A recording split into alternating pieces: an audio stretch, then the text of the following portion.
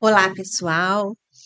Meu nome é Fabiola Farage. Nós estamos aqui hoje com a Andréia Paulino, que é tarefeira da nossa casa há 20 anos. Nossa casa é a Sociedade Espírita Albergue de São Lázaro, que fica na Rua das Acácias, número 977, no Eldorado, em Contagem.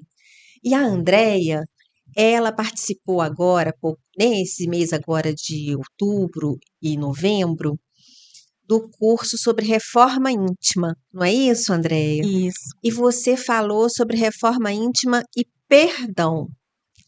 E aí eu queria te perguntar o seguinte: no Pai Nosso, Jesus nos ensinou a conversar com Deus, pedindo que Ele nos perdoe, assim como nós perdoamos a quem nos ofende ou ofendeu. Você acha que é difícil perdoar, Andréia? É um processo difícil, porque é difícil que a gente relativizar a ofensa do outro. Mas ao longo do estudo foi possível compreender como relativizar, como que eu vou conseguir olhar para o outro através de uma perspectiva e não simplesmente como uma ofensa ou de grau maior que eu recebi e que eu sofro por causa disso. Pois é, e aí muitas vezes as pessoas têm resistência de perdoar. Eu já ouvi, a gente vê as pessoas falando assim: ah, mas eu vou perdoar, ele fez ou ela fez isso ou aquilo comigo, eu vou perdoar, como se a pessoa estivesse liberando, né, o ofensor. O que que você entendeu, o que que você aprendeu, estudando a respeito do perdão na visão espírita? Esse é um erro muito comum e é um erro que praticamos inconscientemente. E o que a gente pode entender é que o perdão não é para o ofensor, é para mim. Quem está perturbado pelo mal que sofreu sou eu. Quem está remoendo aquilo que aconteceu sou eu. A paz é um mecanismo que eu consigo através do perdão. Então, o perdão não tem o condão, não tem a possibilidade de diminuir a responsabilidade do ofensor.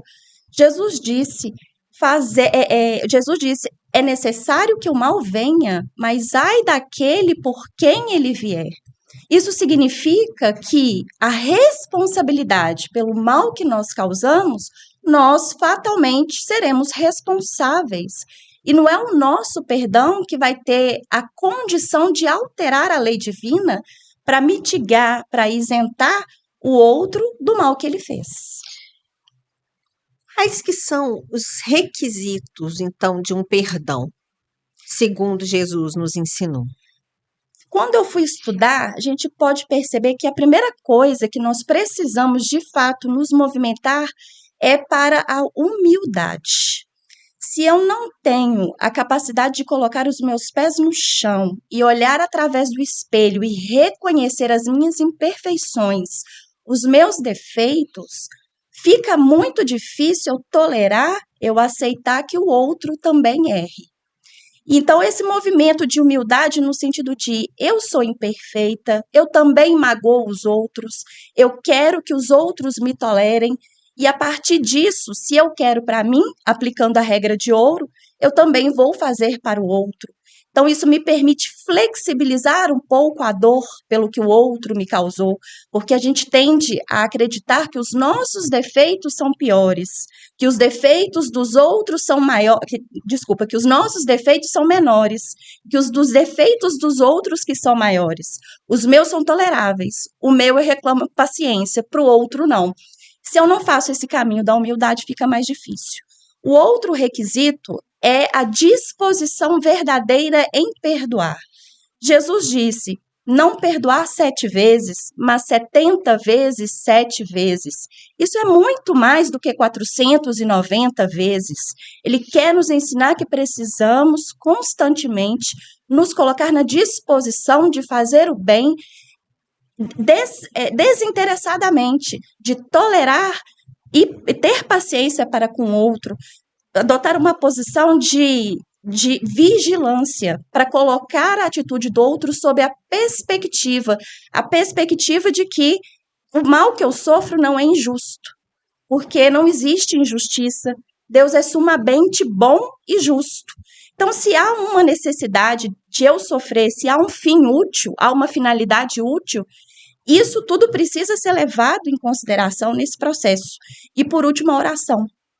Jesus, nos seus diversos momentos de dificuldade e de não dificuldade, ele se reuniu, ele se distanciou e foi para junto com, né, de Deus. Quando ele estava prestes a prestar o seu sacrifício, ele foi para o Getsêmani e ficou ali em contato com Deus para se fortalecer. E por que é que nós, no sofrimento, não fazemos o mesmo? Se Jesus, que era um espírito puro, que é o nosso modelo, fazia isso, por que nós não vamos proceder igual? Pois é, você mencionou a regra de ouro, não é? O que é a regra de ouro? Ela é justamente o fio de cobre, a balança que vai conseguir realmente pautar a nossa conduta no dia a dia. Jesus substituiu, né, os 10 mandamentos por amar a Deus sobre todas as coisas e ao próximo como a si mesmo. Não é possível amar o próximo se nós carregamos dentro de nós ressentimento, mágoa do outro. Em razão disso, muitas vezes nós temos dúvida de como nos portar diante do outro. Mas Jesus sabia que ele estava falando para seres imperfeitos. Mas ele sabia também que nós costumamos nos ter em alta conta. E sabendo disso, ele falou: age com o outro da mesma forma que você gostaria naquela situação, que é a regra de ouro. Não fazer ao outro o que não gostaria que contigo fizesse. Todas as vezes que nós nos colocamos nessa perspectiva do outro, conseguimos com mais facilidade flexibilizar as coisas que nos acontecem. E aí a gente fica mais aberto ao perdão. Muito mais aberto. Exato. Você teve que estudar muito sobre isso, não é? Para essa palestra sobre reforma íntima com Jesus, né? Foi o curso dado às segundas-feiras lá na Sociedade Espírita Albergue de São Lázaro. Para você, assim, o que chamou mais atenção nesse tema? Foi providencial, porque eu passava por um momento em que eu estava precisando perdoar.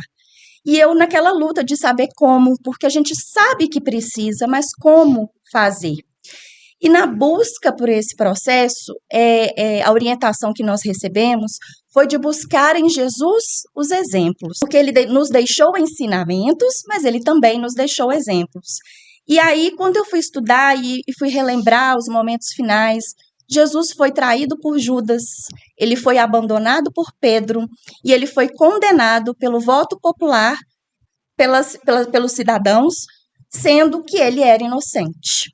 E quando eu vi esses 3 exemplos em que Jesus compreendeu e não condenou ninguém pelas atitudes que tiveram para com ele, eu vi que o valor de Jesus não tinha diminuído.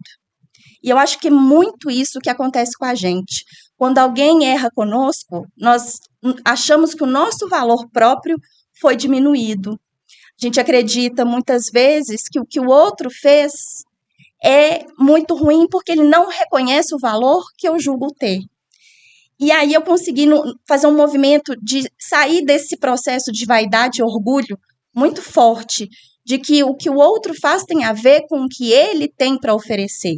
O mal que eu faço é porque há mal dentro de mim, e não é porque o outro é mal. E outra coisa que me impactou demais foi a parábola do devedor implacável, que brevemente, né, o devedor tinha uma dívida grande de 10 mil talentos e foi perdoado pelo rei, mas não teve a mesma capacidade de perdoar uma dívida infinitamente menor, que era de apenas 100 denários. E ali Jesus fala: assim Deus age para convosco. E é justamente assim, as pessoas erram com a gente fica: meu Deus, eu não vou perdoar, isso que ele fez é imperdoável, dói demais, mas a gente esquece que nós possuímos uma grande carga de débito, que eu sou devedora não só de hoje, mas de outras vidas, e que se eu quero pagar menos, e isso a gente quer demais, porque qualquer coisa que a gente sofre já é demais, se eu quero pagar menos, eu preciso me apressar a perdoar. E por último mesmo é saber que o perdão é um presente para mim. Não é um presente para o ofensor. É um presente, é um ato de autocuidado e auto-amor para comigo mesmo. Se eu realmente não quero sofrer mais ainda do que já estou sofrendo pelo que aconteceu, que eu me apresse também a deixar de alimentar ressentimentos. Mas perdoar é esquecer? Não necessariamente, até porque esquecer é um ato fisiológico. E nós não temos esse controle mental de falar, de apertar um botãozinho e falar, pum, esqueci a partir de hoje. Na verdade, perdoar é lembrar do evento, até porque ele precisa trazer um ensinamento. Como a gente já aprende no Espiritismo, não existe sofrimento sem finalidade útil. Então, isso precisa ser lembrado, porque senão eu perco o aprendizado. Mas, principalmente, é não carregar o elemento dor. É eu saber que isso aconteceu, mas eu não alimentar o ressentimento. Eu lembro, mas não dói. E qual é a atitude da pessoa que realmente perdoa em relação ao seu ofensor? A verdade é que os laços de ressentimento são laços de ódio, de desamor. E isso, na verdade, nos une muito mais do que os laços de amor. O laço de ódio nos une muito mais. E a lei de Deus é amar ou amar. Nós não temos escolha, nós não temos como fugir.